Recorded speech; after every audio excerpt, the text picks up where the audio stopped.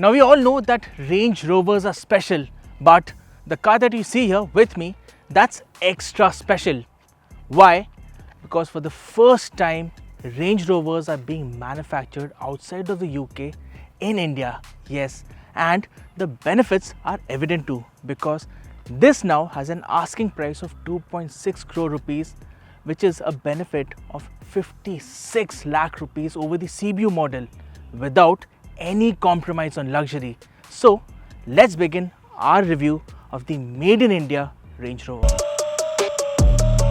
So not much changes in terms of design. The Range Rover stays the same as before, but there is no mistaking its big, bold presence. Its trademark boxy stance along with flush fitted door handles look as iconic as before.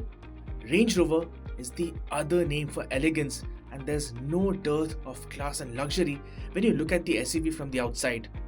The road presence of the Range Rover Autobiography is something else. Usually, Range Rover owners will be sitting in the back seat, which is where we will go as well in just a short amount of time. But before we do that, if you want to drive the Range Rover, well, you won't be falling short of comfort in the driver's seat as well. Let me show you why. So we'll just go here to the settings and we'll go to all. We'll go to seats, front. So this is the driver's seat. We'll choose and we'll just start.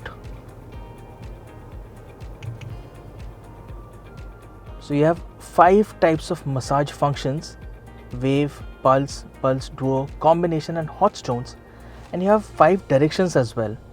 Along with that, you can also choose the intensity from a 5-step program right here, right?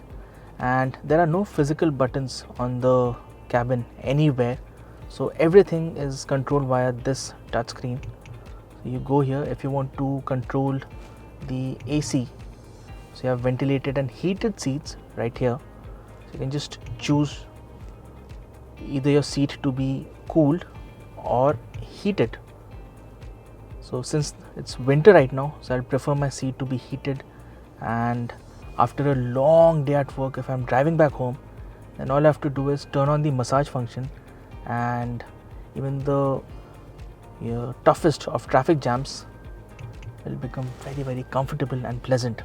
And apart from that, you have a variety of cubby holes. So you have a cubby hole here, a wireless charger right there, you have 2 cup holders here, and you also have this storage space right here, which is cooled.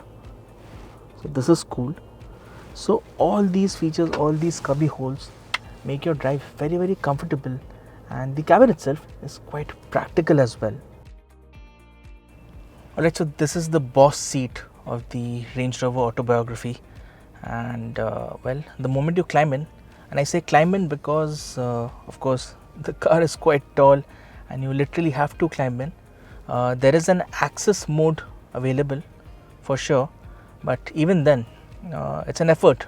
Ingress egress is not that great, but the moment you sit at the rear in the boss seat of the Range Rover, well, the first thing that you feel is how plush and comfortable the seating is, because the materials, they feel so premium.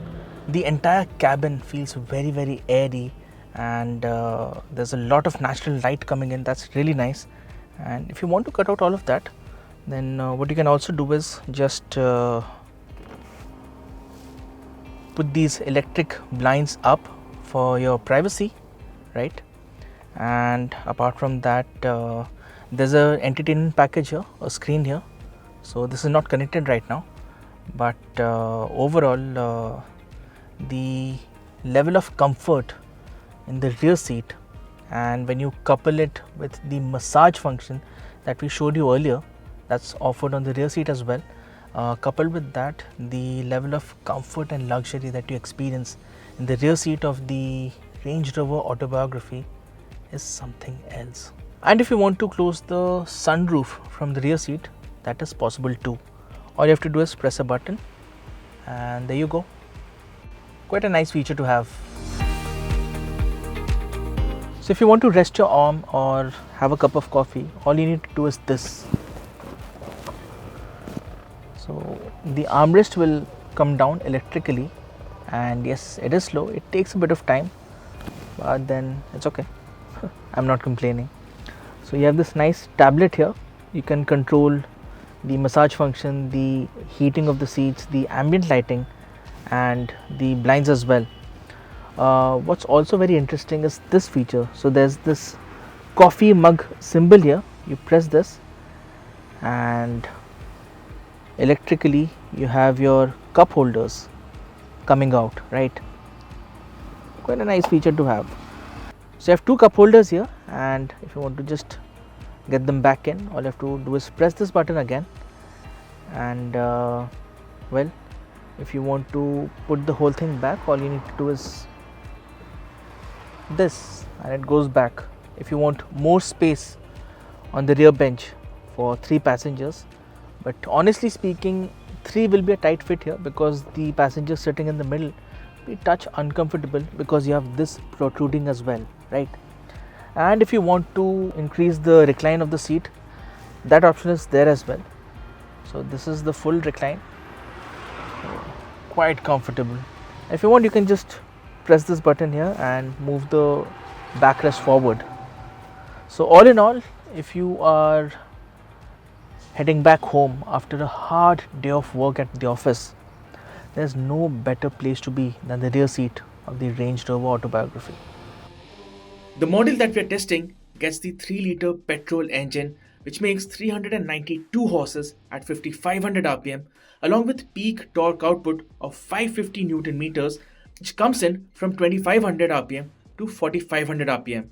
The engine is paired to an 8-speed automatic gearbox, and while the numbers may not seem to be much on paper, on the road it translates to solid performance.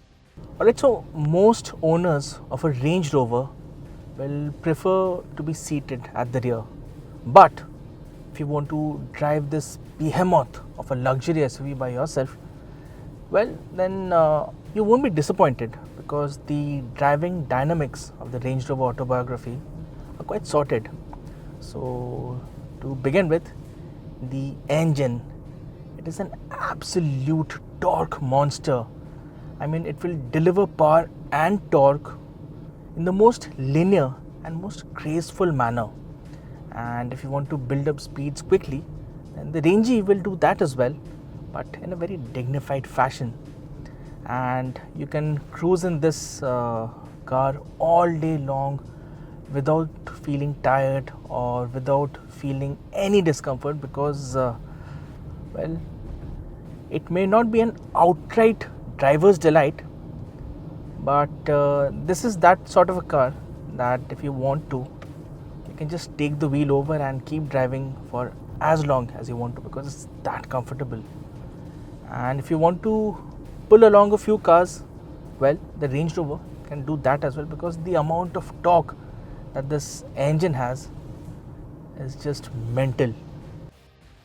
So I remember driving the CBU model of the Range Rover when it was launched a couple of years ago, and while driving, the one thing that struck me was the fact that the suspension was slightly stiffer, not what you would expect of a Range Rover.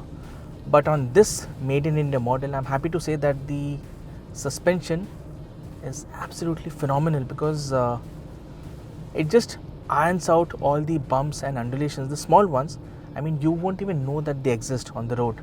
For the bigger ones, well, there will be a bit of bobbing and weaving, but even then the car has a very measured response to all the big undulations, and it will still keep all the occupants cocooned in comfort.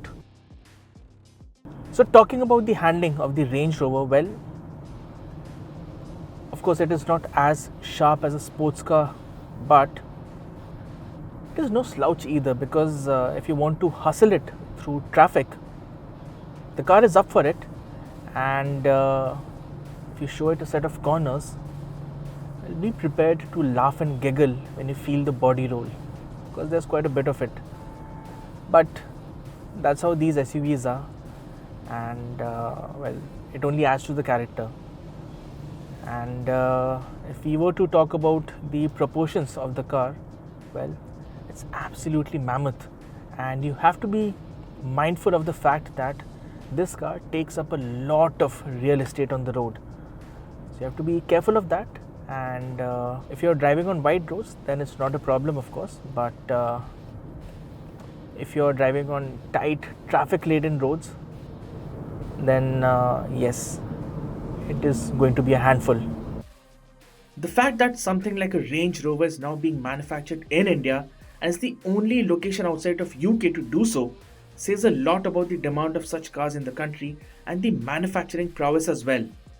At 2.6 crore rupees, there is a significant difference in the price to the tune of 56 lakh rupees. And in typical Range Rover style, there are a variety of customization options.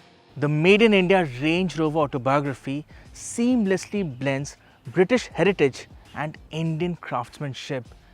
It is catering to those who prioritize comfort, luxury, and exclusivity over outright sportiness or affordability. Yes, there is a 56 lakh rupees price drop, but the Range Rover continues to be a significant investment. But if you want unparalleled luxury, outright comfort, and yes, of course, exclusivity, then nobody does it better than a Range Rover.